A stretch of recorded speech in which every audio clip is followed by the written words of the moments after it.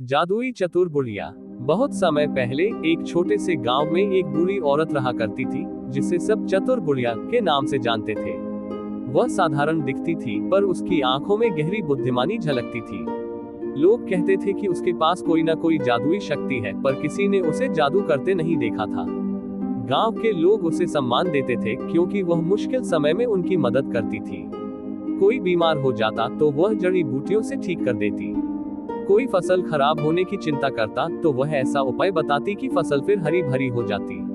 लेकिन बुढ़िया की एक शर्त थी, जो भी उससे मदद मांगता उसे पहले एक पहेली हल करनी पड़ती। जो हल कर लेता उसे समाधान मिल जाता। एक दिन उस राज्य के राजा को खबर मिली कि उसकी सेना के घोड़े और सैनिक अचानक बीमार पड़ रहे हैं। राज्य के सबसे बड़े वैद्य और हकीम भी इस बीमारी का इलाज नहीं कर पा रहे थे। राजा बहुत चिंतित हुआ।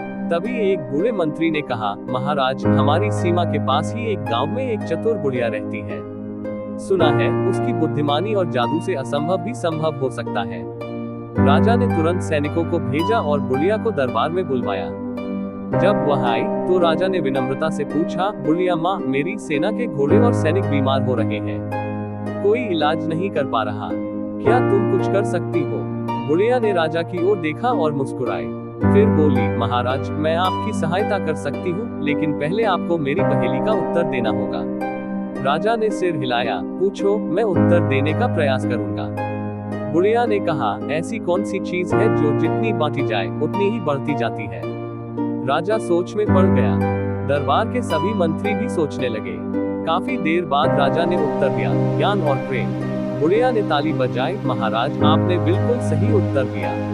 अब मैं आपकी मदद करूंगी। बुढ़िया ने कुछ जड़ी बूटियां मंगवाई और एक विशेष औषधि तैयार की।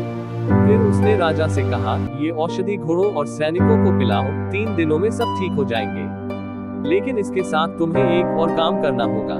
बुढ़िया बोली, अपने राज्य में सभी गरीबों को खाना दो और अपने दरबार में न्याय का पालन करो। अन्याय से ही यह बीमारी फैली है। जब तक प्रजा सुखी नहीं होगी, तब तक राज्य भी नहीं फलेगा फूलेगा।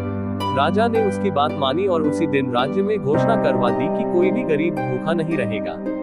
3 दिन बाद सच में सभी घोड़े और सैनिक ठीक हो गए। राजा बहुत खुश हुआ और बुढ़िया को ढेरों इनाम देने की पेशकश की, लेकिन बुढ़िया ने कुछ नहीं लिया। एक दिन एक जिज्ञासु बालक बुढ़िया के पास गया और बोला, बुढ़िया माँ, सब कहते हैं कि तुम्हारे पास जादू है, क्या ये सच है? बुढ़िया हंसकर बोली, बेटा, असली जादू जड़ी बूटियों या मंत्रों में नहीं, बल्कि बुद्धि, दया और प्रेम में होता है। जब कोई सच्चे मन से किसी की मदद करता है और अच्छे विचार रखता है, तो वही सबसे बड़ा जादू होता है। ये कहकर बुढ़िया अपने छोटे से घर में चली गई और उस दिन से गांव के लोग उसे और भी ज्यादा सम्मान देने लगे। इस कहानी से हमें ये सीख मिलती है कि असली जादू किसी तंत्र मंत्र में नहीं, बल्कि हमारी बुद्धि, अच्छाई और प्रेम में होता है। जब हम किसी की सच्चे दिल से मदद करते हैं, तो चमत्कार अपने आप हो जाते हैं।